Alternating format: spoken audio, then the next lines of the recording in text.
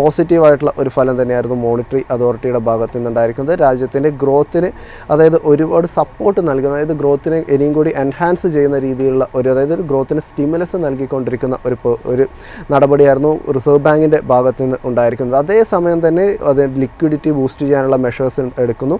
കൂടാതെ liquidity ensure ചെയ്യാൻ വേണ്ടിയിട്ട് 1 ലക്ഷം കോടി രൂപയുടെ ഒക്കെ തന്നെ ഓപ്പൺ മാർക്കറ്റ് ഓപ്പറേഷൻസിന് വേണ്ടി തയ്യാറാകുന്നു. കൂടാതെ രൂപയുടെ ഒരു സ്റ്റെബിലിറ്റിയും മറ്റൊക്കെ ഉറപ്പുവരുത്തുന്നതിന് വേണ്ടിയിട്ട് ഏകദേശം $5 ബില്യൺ റുപ്പി സ്വാപ്പിൻ്റെ ഒരു കാര്യത്തിലേക്ക് കടക്കുന്നു. അങ്ങനെ വലിയ രീതിയിലുള്ള ഒരു സപ്പോർട്ട് റിസർവ് ബാങ്കിൻ്റെ ഭാഗത്തു നിന്നും ഉണ്ടായതായിട്ട് തന്നെയാണ് കാണാൻ വേണ്ടിയിട്ടും സാധിക്കുന്നത്.